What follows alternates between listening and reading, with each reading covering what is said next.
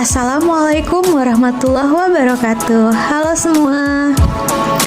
Pada kesempatan kali ini, saya akan membahas mengenai analisis isu dan gagasan kreatif mewujudkan smart governance. Sebelumnya, kenalkan dulu, nama saya Erika Nabila Fahlevi. Saya adalah peserta pelatihan dasar CPNS 2022, kelompok 4, Angkatan 27, NDH 33, BPSDMD Provinsi Kalimantan Selatan. Saat ini, saya bekerja sebagai analis iklim usaha dan kerjasama di Dinas Penanaman Modal dan Pelayanan Terpadu Satu Pintu Kota Banjarbaru. Nah, teman-teman, untuk memulai materi analisis isu dan gagasan kreatif mewujudkan smart governance, kita akan memulai dari tahapan analisa isu. Tahapan analisa isunya terdiri dari 5 bagian.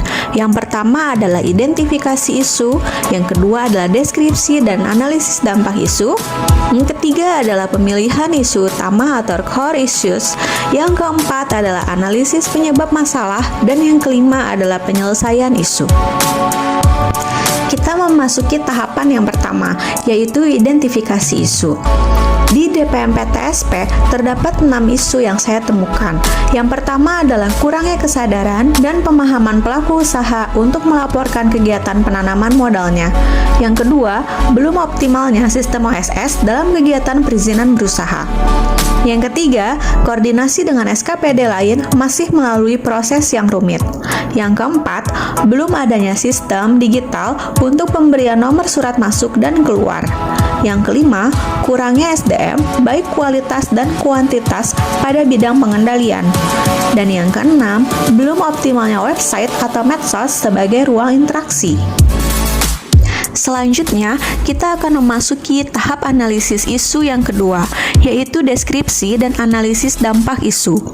Di sini, kita akan memfokuskan isu-isu yang sudah saya sampaikan sebelumnya kepada dampak dan juga pihak yang terdampak oleh isu tersebut. Untuk isu yang pertama adalah kurangnya kesadaran dan pemahaman pelaku usaha untuk melaporkan kegiatan penanaman modalnya. Pihak yang terdampak adalah DPMP-TSP dan juga masyarakat.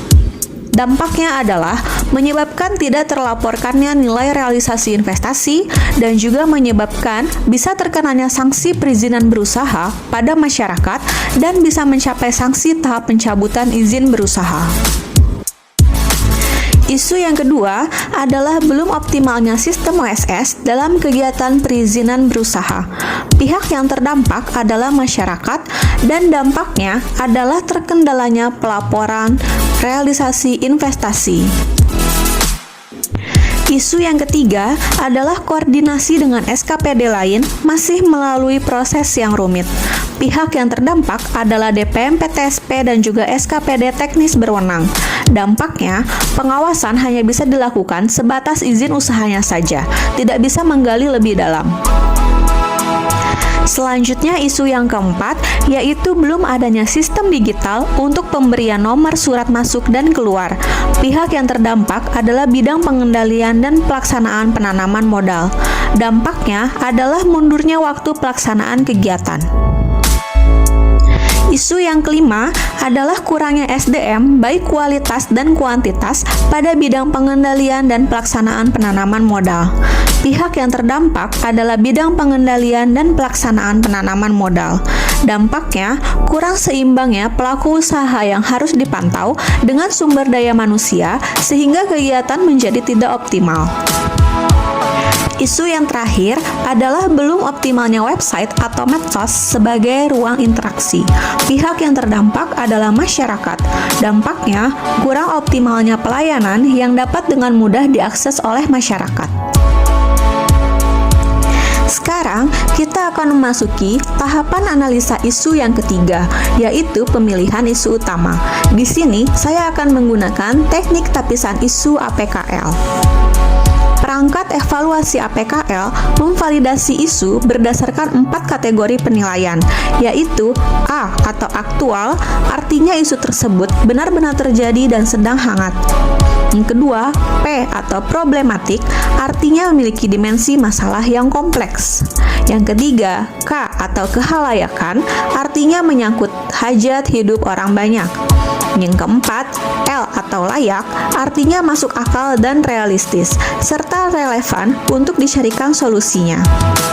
Analisa PKL menggunakan rentang nilai skor 1-5 yang menandakan semakin tinggi skor berarti isu tersebut bersifat mendesak untuk segera dicari penyelesaiannya.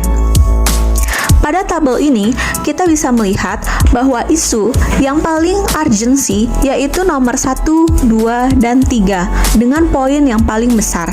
Di sini, saya akan melakukan lagi teknik tapisan menggunakan isu USG. Tapisan isu USG memiliki indikator U atau urgensi, yaitu seberapa mendesak isu tersebut dibahas dikaitkan dengan waktu. Yang kedua adalah indikator S atau seriousness, seberapa serius isu tersebut harus dibahas dikaitkan dengan akibat yang ditimbulkan. Kemudian indikator G atau growth, yaitu seberapa kemungkinan isu tersebut berkembang dikaitkan dengan kemungkinan masalah menjadi semakin memburuk. Pada tabel, kita bisa melihat lagi bahwa isu yang paling urgensi atau yang paling harus segera dicari solusinya adalah isu nomor 1, yaitu kurangnya kesadaran dan pemahaman pelaku usaha untuk melaporkan kegiatan penanaman modalnya. Sehingga masalah ini akan kita bahas lagi menggunakan metode Fishbone. Tahapan analisis isu yang keempat yaitu adalah analisis penyebab masalah. Di sini kita akan menggunakan diagram Fishbone untuk mengetahui penyebab dari isu yang kita pilih sebelumnya, yaitu kurangnya kesadaran dan pemahaman pelaku usaha untuk melaporkan kegiatan penanaman modalnya. Di sini ada 4 penyebab kenapa isu tersebut terjadi. Yang pertama adalah man, yaitu pelaku usaha tidak memahami cara pelaporan LKPM. Yang kedua adalah machine, yaitu belum optimalnya penggunaan media informasi untuk penyebaran informasi. Yang ketiga adalah material, yaitu informasi mengenai kewajiban dan tata cara LKPM masih terbatas. Dan yang terakhir adalah metode, yaitu belum efektifnya program kerja untuk meningkatkan pemahaman dalam pelaporan LKPM. Dan sekarang kita sampai di tahapan analisa isu yang terakhir, yaitu penyelesaian isu. Di sini saya memiliki gagasan kreatif untuk menyelesaikan isu yang kita pilih tadi. Yang pertama adalah pembuatan infografis digital dan fisik secara informatif. Yang kedua, pembuatan link tree informasi secara lengkap dalam satu link. Yang ketiga, penyebaran informasi dan link melalui sosialisasi agar lebih efisien.